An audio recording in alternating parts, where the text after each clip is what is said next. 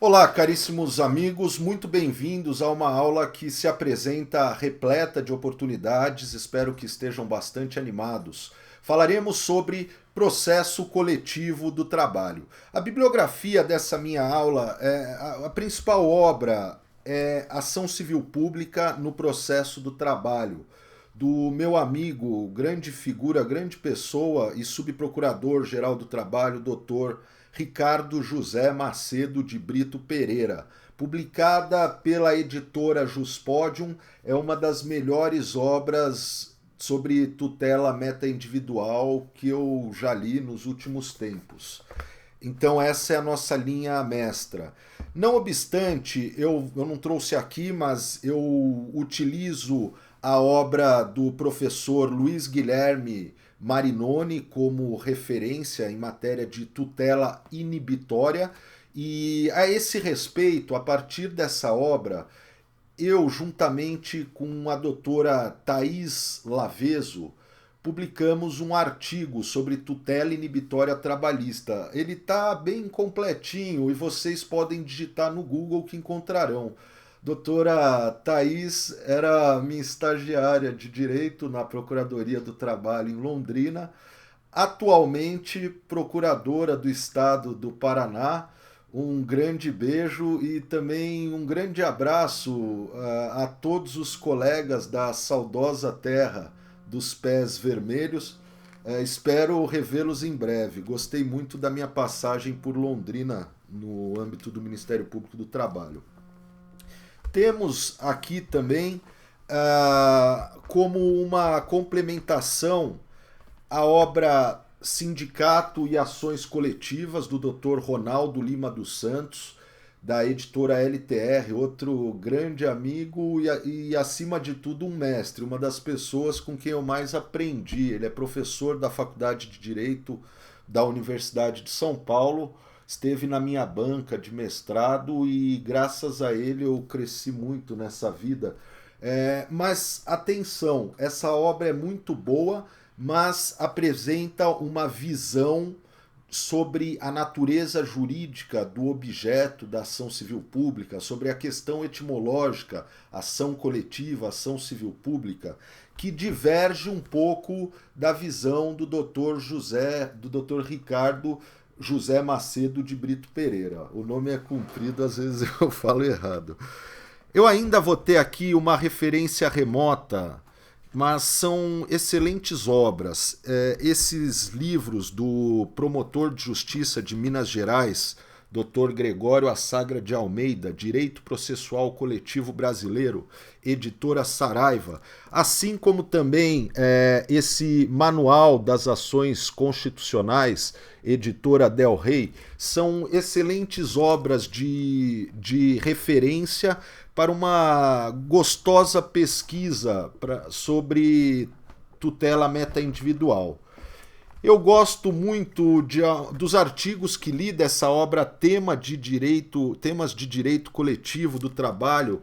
É uma compilação publicada pela LTR de artigos, mas é um time que só tem craque. Amaury Mascaro, Carlos Henrique Bezerra Leite. Tem um artigo fantástico da minha amiga juíza do TRT da 15ª Região, doutora Maria da Graça Bonança Barbosa, competentíssima magistrada.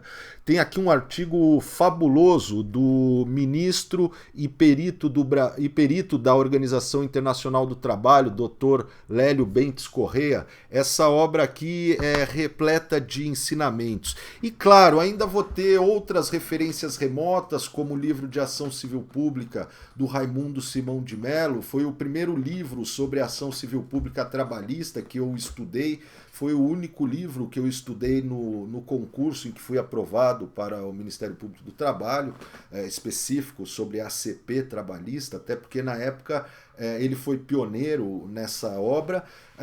E alguns livros, como o do Rodolfo Camargo Mancuso, professor, procurador do município, professor de processo civil, Ada Pellegrini Grinover e outras referências, Kazuo Watanabe, aquele Código de Defesa do Consumidor, comentado por seus autores, né? Tudo isso é bibliografia dessa nossa aula.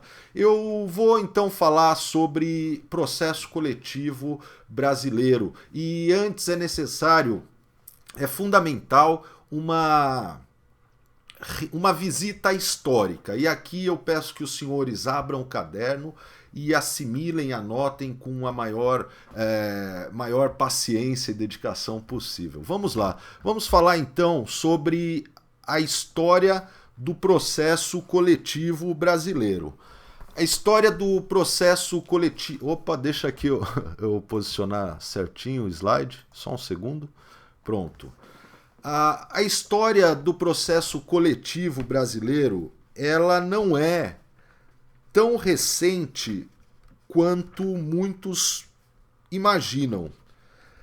Na realidade, desde Roma, a gente já tem mecanismos de judicialização coletiva. E tanto assim que a expressão ação popular, ela já consta da primeira Constituição brasileira. Na Constituição Imperial de 1824, no artigo 157, veremos essa referência à ação popular. No entanto, o nosso direito processual, ele floresce, e também o direito material brasileiro, eles florescem vinculados a uma tradição marcantemente individualista e liberal.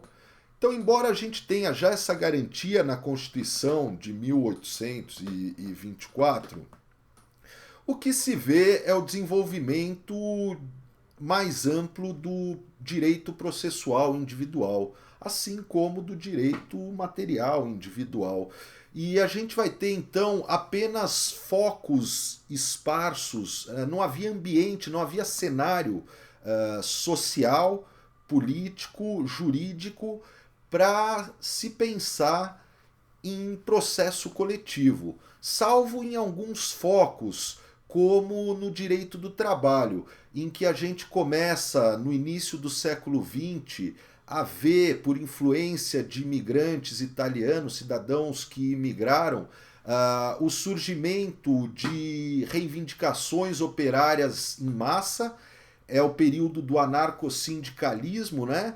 E a gente vai ter apenas em alguns focos esse ambiente para uma intervenção de um processo coletivo. A gente vai ter em 1934 a proclamação de uma Constituição que novamente vai abordar a ação popular, só que dessa vez até com maior detalhamento, né?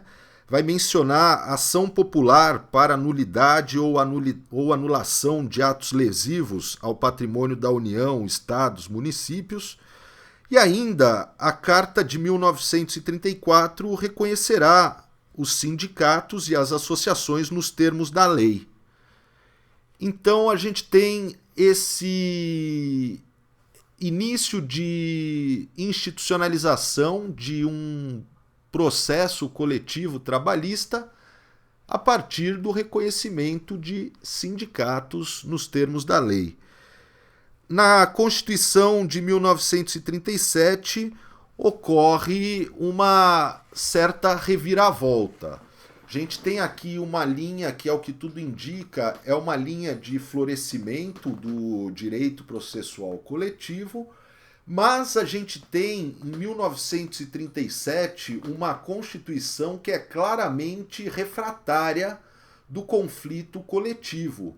É um momento em que no nosso direito do trabalho vigorava aquilo que Américo Pla Rodrigues chamava de princípio do rendimento. era um princípio de direito do trabalho, segundo o qual a produção deve levar, o trabalho, também a atividade empresarial, devem sempre levar em conta os imperativos da produção nacional. Então a gente vai ter na Constituição de 1937 não a proibição, continua a manutenção tanto de ação popular como reconhecimento de sindicato nos termos da lei. No entanto, é declarada a greve e o lockout como recursos antissociais, nocivos aos interesses supremos da produção. Então, nocivo aos interesses nacionais. A gente vai ter, então, um ambiente que não é tão favorável ao desenvolvimento de instrumental processual coletivo. Esse quadro ele vai se alterar com a Constituição de 1946, e aqui na Constituição de 1946 a gente vai ter uma previsão fundamental para se pensar em processo coletivo, para se pensar em tutela inibitória, para se pensar em tutela inibitória pura, que são temas a respeito dos quais discorreremos oportunamente, que é a previsão da inafastabilidade jurisdicional. Mas ainda aqui, no início, essa cláusula, ela vem aqui com uma redação ainda embrionária. Lei não poderá excluir da apreciação do Poder Judiciário qualquer lesão de direito individual. Então, ainda por uma questão de historicidade, naquela época ainda não se vislumbrava, né, a inafastabilidade não só de lesão, como de qualquer ameaça de lesão a direitos, né, a inafastabilidade jurisdicional, e não apenas direitos individuais, como toda sorte de direito. A realidade é que não se afasta a jurisdição. E aqui a gente vai ter uma pedra de toque para o florescimento de uma jurisdição mais ampla, mais aberta, com maior abertura. As constituições de 1967 e a Emenda Constitucional 1 de 1969 mantêm esse estado das coisas, né? A gente continua então ali com previsão de ação popular, reconhecimento de sindicatos, inafastabilidade jurisdicional, e isso vai ser benéfico para o surgimento de algumas leis relevantes. Em 1965, a gente vai ter a Lei da Ação Popular, a Lei 4.717, que veio concretizar, afinal de contas, que raio é essa ação popular prevista na Constituição. Todavia, aqui não ocorre nenhuma ruptura com a tradição de processo liberal e processo individual. E tampouco a gente vai encontrar qualquer ruptura no Código de Processo Civil, Lei 5.869 de 1973. O Código de Processo Civil, senhores, ele é individualista. Ele não serve para a lógica, para o sistema. Cuidado, ele serve para o sistema no sentido de que ele se submete ao sistema da tutela meta-individual. O CPC se aplica subsidiariamente, mas ele claramente é uma peça aqui fora da lógica. Vejam só o que diz o professor Nelson Neri Júnior. Mesmo com todo esse potencial dogmático, o Código de Processo Civil brasileiro é diploma exclusivamente individualista. Sua preocupação foi apenas a de encaminhar soluções para a denominada lide individual existente relativamente ao direito individual de pessoas físicas e jurídicas. Prova disso é que o CPC, artigo 6º, que regula a figura da legitimação extraordinária ou substituição processual, né, só prevê assim a possibilidade de agir em juízo em nome próprio para defesa de direito alheio, numa hipótese de previsão legal A gente tem, portanto, aqui um claro descompasso. Não pensem, e essa é a dificuldade, senhores. Nesse ponto, os senhores precisarão desconsiderar praticamente. A gente já vai falar sobre fontes do processo coletivo, mas esqueçam tudo aquilo que vocês aprenderam, quase tudo aquilo, em direito processual do trabalho. Eu quero dizer o seguinte, eu vou agora falar rápido, porque não precisa anotar. Essa é uma fala que eu repito em várias aulas, porque ela é de uma felicidade magnífica. E peço licença até para quem já é aluno nosso e já ouviu tantas vezes eu dizer isso.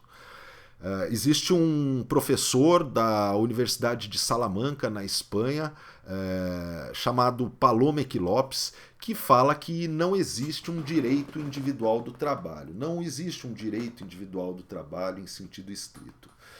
Quando eu penso num trabalhador, assim, um empregador que suprime pagamento de hora extra, pagamento de férias, recolhimento de FGTS, anotação de carteira de trabalho, dificilmente ele o fará em face de um único trabalhador, uma única vítima que foi isoladamente identificada e escolhida. Não, senhores. A lesão trabalhista, ela tende à transindividualidade, ela tende a ser coletiva. Ela é quase sempre, 100% das vezes, uma lesão coletiva. E é um paradoxo que contemos com inúmeros estudos, artigos, textos, horas de aulas na faculdade para direito individual do trabalho, quando temos tão pouca dedicação ao direito coletivo do trabalho comparativamente, né? E vem aqui aquela provocação. Passa-se tempos discutindo qual é o divisor de tal jornada, ou se o aviso prévio proporcional é devido após o fim do primeiro ano ou do segundo ano da relação de emprego, né? Quando isso tem pouca repercussão, pouca relevância em matéria de fundamentalidade de direitos, em matéria de direitos sociais. E o grande mestre Homero Batista Mateus da Silva corrobora esse entendimento. Essa é uma citação que eu extraio do livro Direito Coletivo do Trabalho, do professor Homero. Ele vai falar o seguinte, de fato, num país com uma população economicamente ativa superior a 100 milhões de brasileiros, é uma ficção acreditar que haverá prestação jurisdicional adequada através de poucos milhares de magistrados por meio de pequenas reclamações trabalhistas individuais. Então, é evidente, senhores, que o magistrado, o procurador do trabalho, o profissional do direito devem estar capacitados para o direito individual do trabalho. Mais ainda o magistrado, porque o que chega ali ele não pode declinar. Agora, é fundamental ter presente que efetividade de tutela de interesses sociais diz respeito à matéria de tutela coletiva. Principalmente por meio do processo individual, com institutos como punitive damages, até é possível se galgar maior efetividade, mas essa efetividade panorâmica pertence mais aos domínios do processo coletivo do trabalho. Bom, feita essas considerações, passemos aqui então para uma segunda parte da história do processo coletivo. Na primeira parte a gente vê que a ação popular é uma coisa tão antiga, processo coletivo é uma reivindicação antiga, mas em 1973 o que nós temos é um Código Processo Civil inoperável praticamente ao processo coletivo. Aplica-se subsidiariamente, conforme veremos, né? A gente vai aqui para uma segunda parte que eu identifico como marco inicial a Lei da Política Nacional do Meio Ambiente, cujo artigo 14 da Lei 6.938 de 1981, ele confere reconhecimento, parágrafo 1º do artigo 14, a garantia por meio de ação civil pública, por meio de ação civil por responsabilidade aos danos causados ao meio ambiente, independentemente de culpa, conferindo legitimidade ao Ministério Público. Mas aqui só havia essa expressão, ação civil. Ficou um dado solto, né? Esquisito falar ação civil, ficar genérico demais. Então, para tipificar o diploma a que se refere, para tipificar a ação a que se refere o parágrafo 1º do artigo 14, a Lei Complementar 40 desse mesmo ano de 1981, que era a antiga Lei sobre Normas Gerais de Organização dos Ministérios Públicos Estaduais, ela vai prever no artigo 3º, inciso 3º, entre as funções institucionais do Ministério Público, o manejo da ação civil pública. Essa, senhores, vai ser a primeira vez que veremos a expressão ação civil pública. Ela vem aqui como um nome que é dado para se materializar a ideia da ação por trás do parágrafo 1º do artigo 14 e identifica o sentido oposto ao de ação civil penal. A ação civil pública seria uma ação não penal de titularidade exclusiva do Ministério Público. Então, na origem, a gente tem aqui uma afeição à ideia de uma ação exclusiva do Ministério Público. E é isso que vai gerar tanta confusão. Prestem atenção agora, senhores. Há autores que utilizam a expressão ação coletiva para se referir a essa mesma ação civil pública quando ela não é manejada pelo Ministério Público, mas por outros entes legitimados. Ainda haverá autores que utilizarão a expressão ação coletiva quando se estiver tutelando interesse individual homogêneo, porque a gente tem aqui a sistematização do CDC, o CDC, o Código de Defesa do Consumidor, que trata dos interesses individuais homogêneos, e esse diploma usa a expressão ação coletiva, enquanto que a ação civil pública estaria reservada para a tutela de interesses difusos e interesses coletivos em sentido estrito. E, finalmente, há a terceira corrente a qual eu adiro completamente, que é a corrente do Dr. Ricardo José Macedo de Brito Pereira, que vai falar o seguinte: tá certo, poderíamos pensar em outras nomenclaturas que se prestassem melhor a descrever o objeto dessa forma de tutela, mas não importa. O que ficou consagrado na prática é a expressão ação civil pública, para designar toda sorte de tutela meta-individual, quer manejada pelo Ministério Público, quer manejada por outros entes legitimados, quer para a tutela de interesses difusos, coletivos em sentido estrito, quer para a tutela de interesses individuais homogêneos. Então, por exemplo, você está numa peça prática, numa prova do Ministério Público do Trabalho de terceira fase.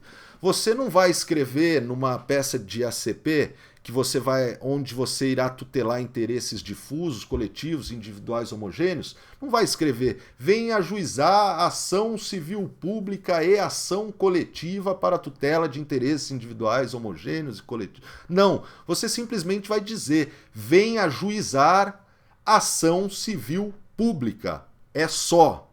E daí, em geral, na prova do MPT, entre parênteses, com pedido de medida liminar inaudita altera parte, entre parênteses, porque quase sempre é um caso que demanda um pedido de liminar. A expressão se escreve dessa forma, em latim, entre aspas, inaudita, com U, inaudita, altera, com L, e parte, P-A-R-T-E.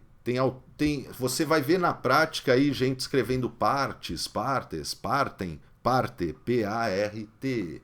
Bom, então você é ação civil pública, ponto final, acabou.